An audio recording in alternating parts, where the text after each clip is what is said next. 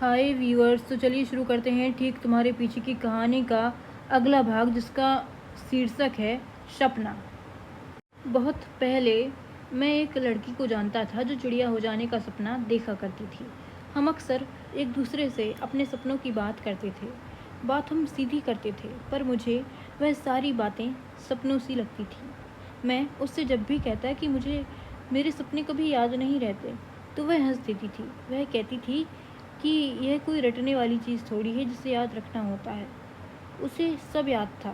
उसके सपनों का दायरा बहुत बड़ा था। वह बचपन की घटनाएं भी सपनों की तरह सुनाती थी। एक चिड़िया का घोंसला उसके घर के ऊपर था। जब भी वह टूटे हुए अंडों को देखती तो उदास हो जाती। कभी कभी उसे चिड़िया के छोटे बच्चे भी नीचे पड़े हुए दिखते, जिन्हें वह बिना हाथ लगाए वापस घोंसलों तक पहुंचा देती। उसके बचपन की कई दोपहरें चिड़िया के घोंसले की पहरेदारी में बीतती थी। एक दिन उसने सपना देखा कि वह एक चिड़िया के घोंसले में पड़ी हुई है, दूसरे चिड़िया के बच्चों के साथ। वह अपने परों को निकलता हुआ देख सकती थी। धीरे धीरे उसकी उम्र के बच्चे अपने परों को झटके के साथ खोलकर घोंसले से कूदने लगे थे और ऊपर आसमान में उड़ने लगे। वह अकेली रह गई थी, डरी हुई। अब उसकी बारी थी। उसने उड़ने की तैयारी की, अपने परों को झाड़ा, फैलाया। वह घोंसले के कोने तक आई और ऊपर आसमान की ओर देखने लगी। वह कूदने ही वाली थी कि उसे नीचे एक भूखी बिल्ली दिखी जो उसका इंतजार कर रही थी। उसने एक गहरी सांस अंदर खींची और अपने परों को चौड़ा करके घोंसले से कूद गई। कूदते वक्त उसने अपनी आंखें बहुत कसकर बंद कर ली थीं। तभी उसकी नींद खुल गई। हम लोग नदी किनारे घूम रहे थे जब उसने मुझे यह सपना सुनाया था। उसके सपने हमेशा बीच में ही खत्म हो जाते थे, हमेशा अंत होने के पहले उसकी आंखें खुल जाती थीं। फिर क्या हुआ, जैसे प्रश्नों को मैं झड़ी लगा देता था।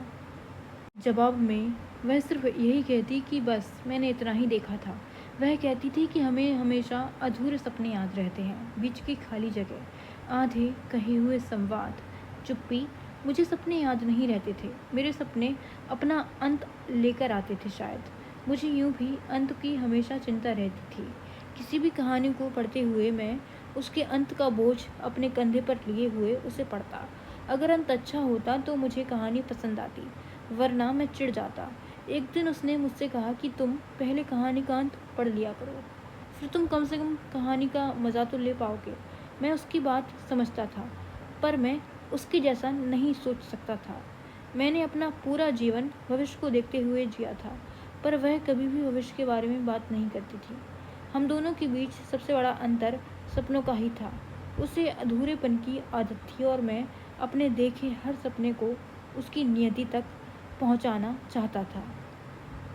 मुझे वह अभी भी याद है, क्योंकि वह बीच में ही वापस मुड़ गई थी, जबकि मैं आगे चलता रहा। मुझे लगा वह किसी अगले मोड़ पर मुझसे ज़रूर टकराएगी और हम वापस साथ चलना शुरू कर देंगे, पर ऐसा नहीं हुआ।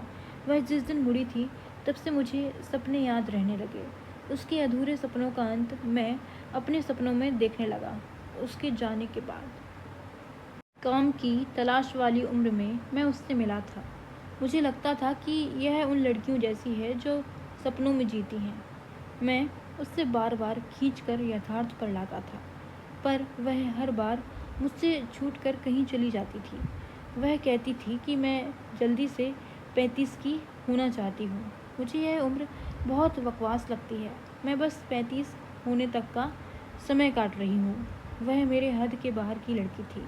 वह जो कहती थी वही जीती थी। शायद इसलिए मैं उसकी तरफ इतना आकर्षित हुआ था। मैं उससे अक्सर पूछा करता था कि हम दोनों के एक साथ होने के क्या कारण हैं, तो वह तपाक से जवाब देती कि हम दोनों एक साथ नहीं हैं। मैं उसके साथ अपने भविष्य के सपने देखने लगा था। भविष्य के सपने देखना मेरा स्वभाव था। मैं ऐसा ही था। मुझे दुकान दुकान घूमना अच्छा लगता था। हर दुकान के सामने मैं बहुत देर तक खड़ा रहता था और सपने देखता था। जब मेरा घर होगा तो मैं यह रंग के पर्दे लगाऊंगा, इस तरीके का फर्नीचर होगा। मेरे सपने वहीं पर खत्म नहीं होते थे। मैं उन्हें अपनी डायरी में भी नोट कर लेता था, उनके दाम के साथ। फिर उसे ज़बरदस्ती उन दुकानों पर ले जाता और उसकी राय पूछता। उसे मेरी यह आदत बहुत बचकानी लगती थी, पर वह हर बार मेरे साथ हो लेती थी, मुझ पर हंसने के लिए। और मुझे उसका हंसना बहुत सुंदर लगता। मैं हर बार उसे हंसाना चाहता था, इसलिए अपनी बचकानी आदतों को उसके सामने दोहराता रहता। एक दिन मैंने उसे एक झूठा सपना सुनाया। मुझे ऐसा कोई सपना नहीं आया था, पर मैंने उससे झूठ कहा कि मैंने कल रात तुम्हारा सपना देखा था कि तुम मेरे साथ पहाड़ों में घूम रही हो, हमारी शादी हो चुकी है और तुम उड़ रही हो। मैंने तुम्हें अपने सपने में उड़ते हुए देखा था। इस सपने का उस पर बहुत गहरा असर हुआ था। मैं जानता था वह चिड़िया हो जाने का सपना देखती है। उसने मेरे झूठे सपने में अपनी आंखें बंद कर लीं और मैं अपने झूठे सपने की उड़ान को रोक नहीं पाया। मुझे उस झूठ के असर को देखकर चुप हो जाना चाहिए था, पर मैं चुप नहीं हुआ। मैं अपने सपने गढ़ने लगा। हर कुछ दिनों में मैं उसे एक सपना सुना देता और वह हर बार अपनी आंखें बंद कर लेती। मैंने कभी उसे अपने इतना करीब महसूस नहीं किया था। वह मेरे पास थी, बहुत पास। इन्हीं सपनों के बीच कहीं हमने साथ रहने का फैसला कर लिया। यह उसका फैसला नहीं था। जब उसकी आंखें बंद थीं, मैं उसे अपने घर ले जा चुका था। वह मेरे झूठे सपने में थी और मैं उसे सच में अपना बना चुका था। उसने मुझसे शादी नहीं की थी, पर हम साथ रहने लगे थे। मैंने अपने घर को अपने सारे बचकाने सपनों से सजा दिया था। वही पर्दे, वही फर्नीचर जिसे देखकर वह खूब हंसी थी। अब वह उन सब के बीच में रहने लगी थी। मुझे लगा था कि वह बहुत हंसेगी, पर वह चुप होती गई। उसकी एक आदत थी जिससे मैं बहुत चिढ़ता था।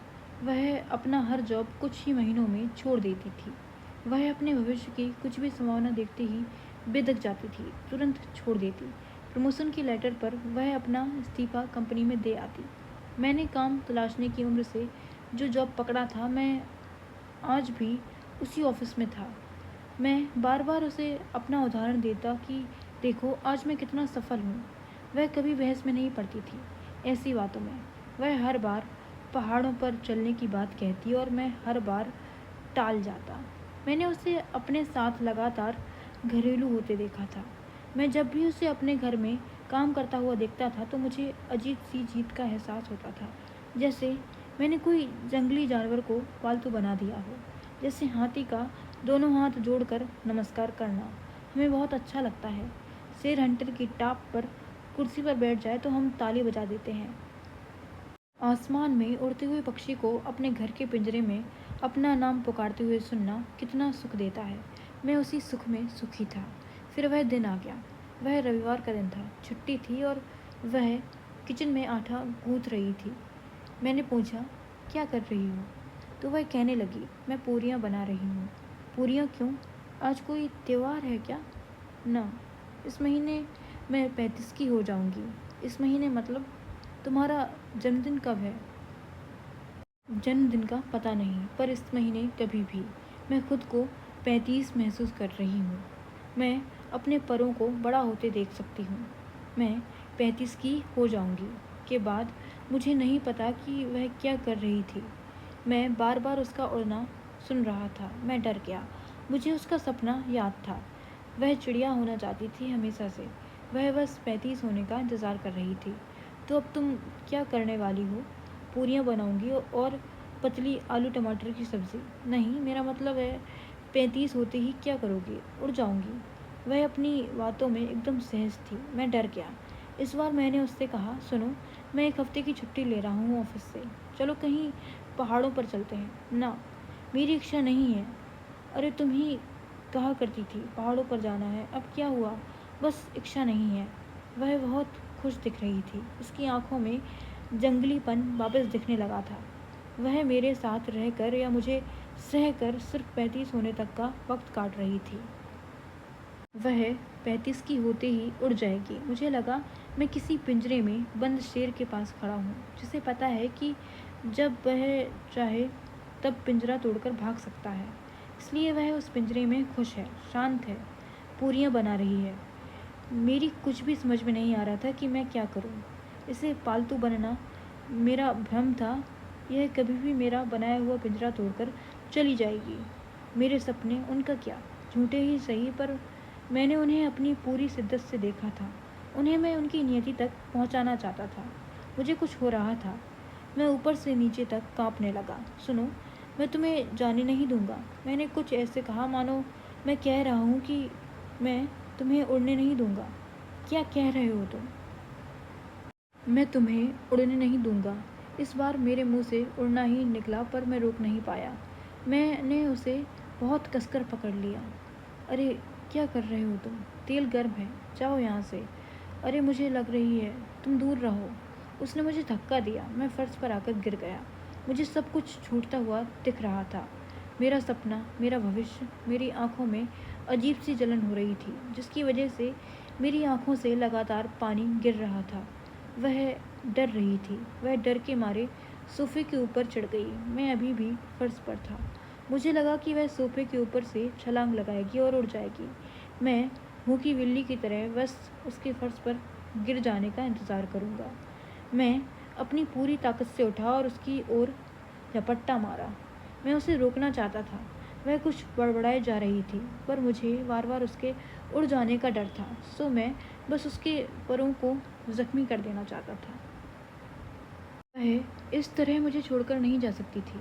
कुछ देर की हाथापाई में मैंने अपने सिर पर किसी कठोर चीज़ का प्रहार सा महसूस किया। शायद वह कुकर था या कड़ाही, पता नहीं, पर मैं बेहोश हो चुका था। जब नींद खुली तो मैं अपने घर में अकेला था। वह कहीं भी नहीं थी। मैंने उसे बहुत ढूंढने की कोशिश की, पर वह उसके बाद मुझे कभी नहीं मिली। मैंने अपने झूठे सपनों में उसे कुछ सालों तक फंसाए रखा था बस। या शायद वह मेरे झूठे सपनों के बारे में जानती थी, पर उसे 35 होने तक का वक्त काटना था, सो वह मेरे झूठे सपनों के साथ बनी रही। मैं हमेशा भ्रम में ही था कि वह मेरे प्रेम में घरेलू हो चुकी है। वह अपने सपनों से बाहर आ चुकी है और मेरे यथार्थ में जीने लगी है, पर ऐसा नहीं था। वह हमेशा सपने में ही थी। उसने एक बार कहा था कि जो सपना देखता है वह कभी भी उड़ सकता है। वह उड़ चुकी थी। यह बहुत पुरानी बात है। आज रात सच में मैंने उसका सपना देखा था कि वह पहाड़ों में देवदार के एक वृक्ष पर बैठी मुझे देख रही है। जब तक मैं उसका नाम पुकारता, वह उड़ चुकी थी दूर पहाड़ों की ओर। Thank you for watching.